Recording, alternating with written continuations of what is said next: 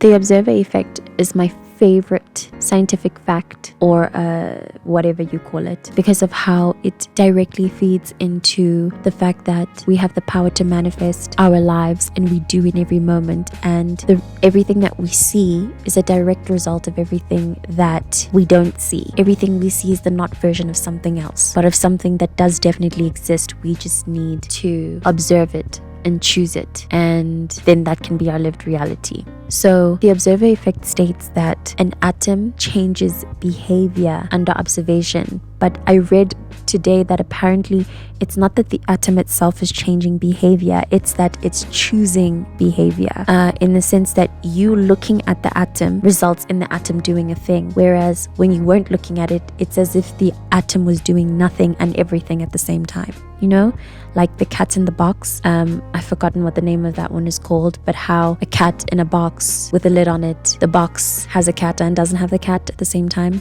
The box is neither empty nor with a cat. That play on words, I believe, is God in action. Just the sheer silliness and just the comicness of that. Just like, what do you mean? What do you mean something exists and doesn't exist at the same time just because I can't see it? Like, duh, but also like, how come that is like that? You telling me that that really affects every fabric, every thread of this reality? The fact that just because I neither can nor can't see it makes it real/unreal? Are you serious right now? God is just... So anyway, I think that illusory effect and just the magic man type Adventure Time. Oh, whoa! He's magic. I didn't expect this.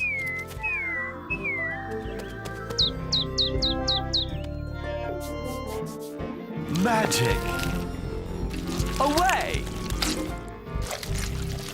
If you know, you know, the magic man type, chaotic, completely unpredictable energy of the universe, God. If we can take that and make it fun, make it something almost silly and goofy, and something that we can play with, respond to, and have fun with, you know, have a conversation with. Like, I believe we can have a conversation with the chaos of our lives, the depression and the shitty, gunky feelings that we all just want to chase away so badly. We can play with it. That stuff is actually our friend, I think.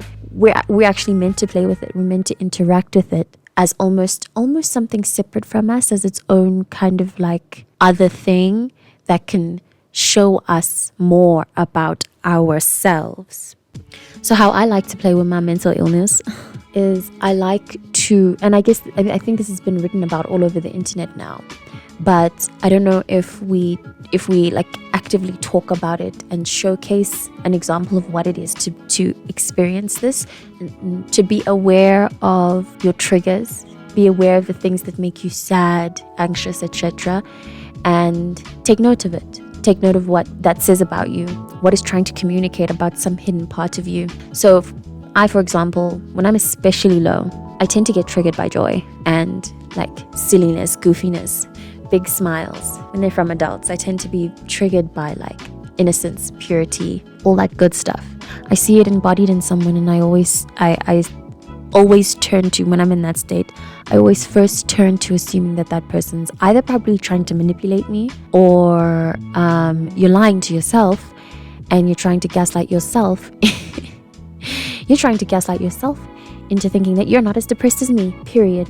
So in those moments when that reflects in my attitude, my demeanor, when those thoughts come, my inner voice will project. So my inner voice will project that, and then being curious about it, you'll try to ask yourself. But I guess you have to be self-aware enough to be able to quickly catch yourself in the moment and say, what about this person is making you so upset? How does this change your life? If you believe that they're trying to manipulate you, what would they gain from that?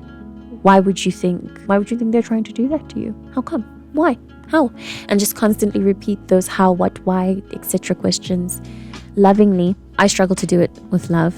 Honestly, I believe that going through that cycle, going through that what, how, why cycle kind of takes you in a loop that's akin to looking at the cycle of life and looking at the Big Bang, seeing how we evolved, or looking at birth and death and just going in the circle. Like it's all just like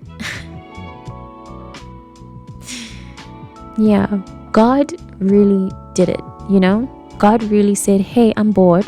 I would like to understand. I'd like to understand. And now we're here and we're living our lives.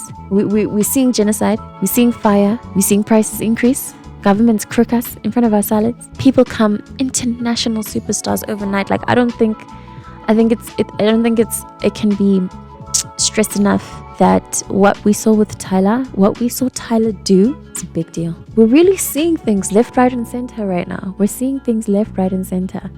And I think if anything, what we can really pull from today's living experience is that God is real and God is crazy. God is real and crazy. Crazy.